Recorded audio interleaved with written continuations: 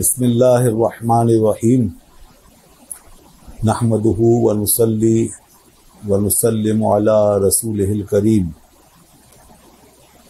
اعلیٰ حضرت امام اہل سنت الشاہ امام محمد رضا خان فاضل بریلوی نبر اللہ مرکزہ کی شخصیت کسی تعارف کی محتاج نہیں ہے۔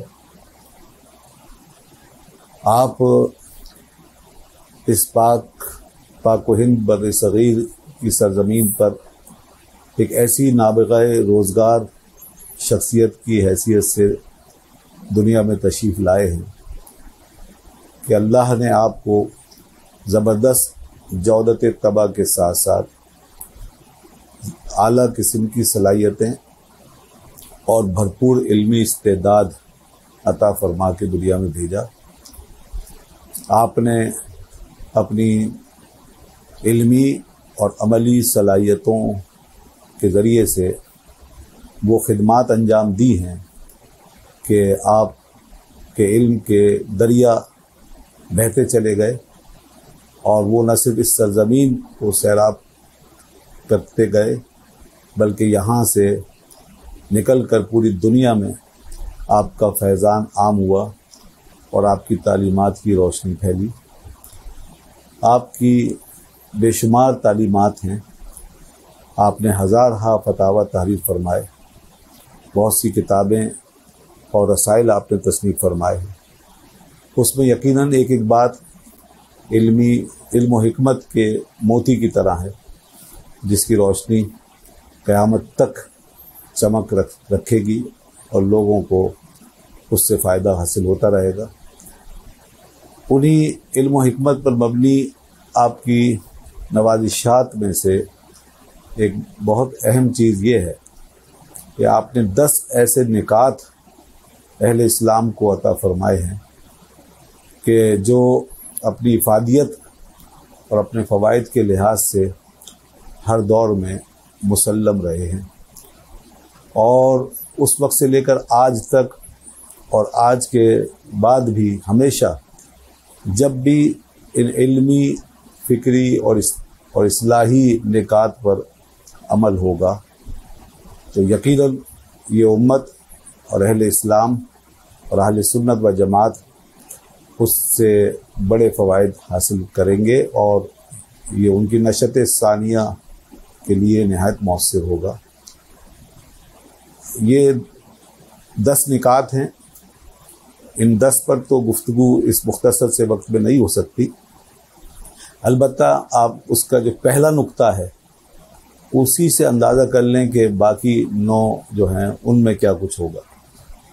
تو ان 10 نکات میں جو پہلا نقطہ ہے جو آپ نے دیا ہے اصلاح معاشرہ کے لیے اور مسلمانوں کی تربیت کے لیے اور امت کی اور اہل سنت و جماعت کی نشت ثانیہ کے لیے، جو پہلا نقطہ آپ نے عنایت فرمایا ہے وہ یہ ہے کہ دینی مدارس قائم کیے جائیں، بڑے بڑے دینی مدارس قائم کیے جائیں اور اس میں تعلیمیں ہوں۔ یعنی مدارس کا قیام، اس کو آپ نے بیان فرمایا اور اس کی اہمیت کو اجاگر کیا، اور وہ بھی چھوٹے موٹے نہیں بلکہ بڑے بڑے مدارس کی بات کی کہ اس کی ضرورت ہے۔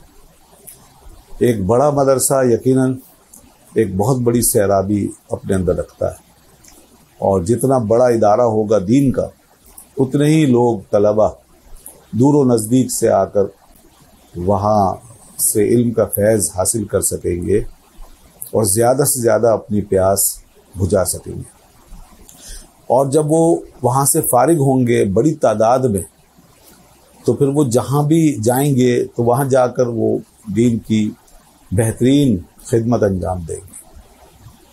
اور آپ نے یہ بھی ساتھ فرمایا کہ اس میں تعلیمیں ہوں، یعنی تعلیموں کا سلسلہ ایسا ہونا چاہیے کہ تعلیم جاری رہے اور کوئی شعبہ معطل نہ رہے، جو علوم ہیں ضروری وہ سارے کے سارے پڑھائے جائیں، اور اسی طرح آگے کے نکات دیکھنے سے اندازہ ہو جاتا ہے کہ کیسے اساتذہ جو ہیں اس تعلیم کو جاری رکھنے کے لیے مقرر ہونے چاہیے.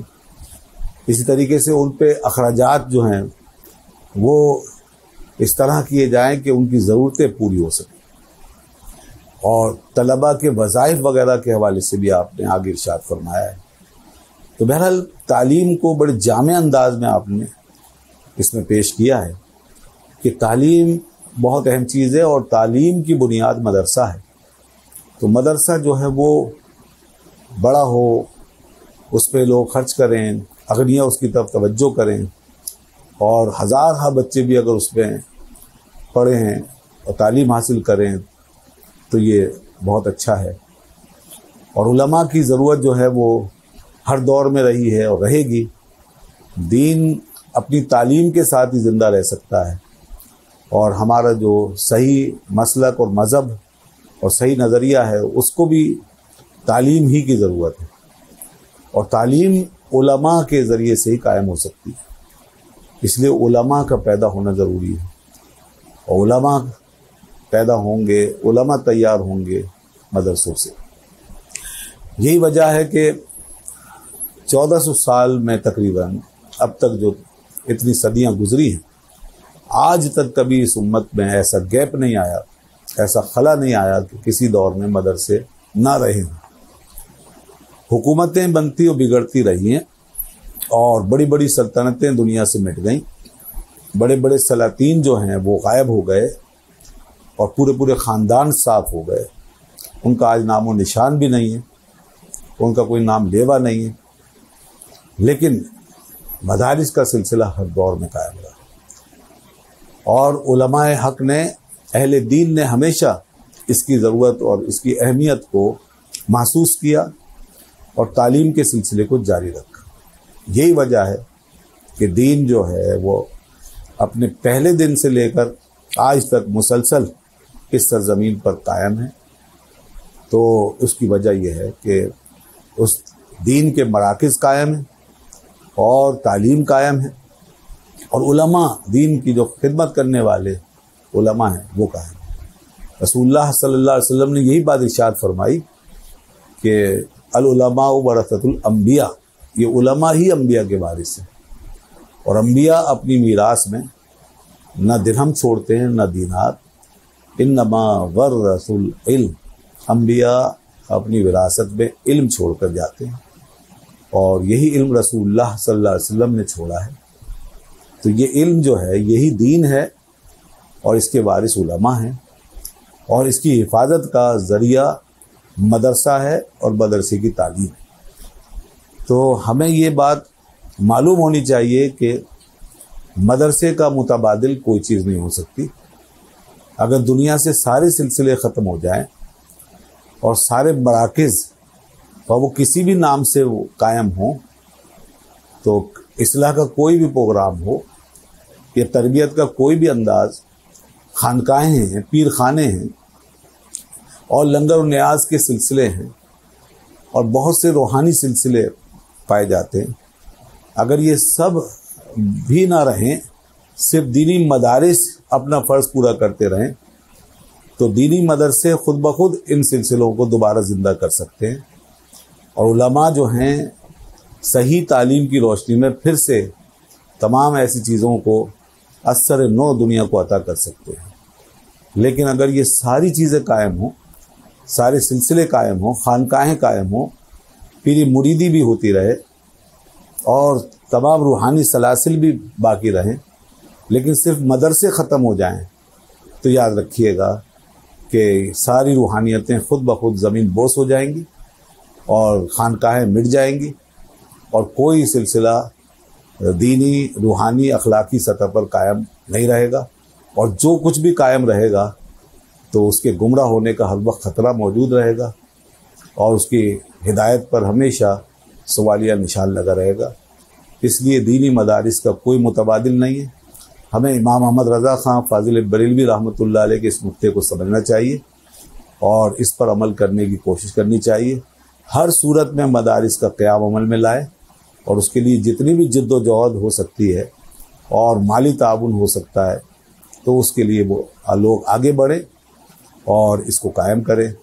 اللہ تعالیٰ ہمارے مدارس کو باقی رکھے اور ان کی حفاظت فرمائے۔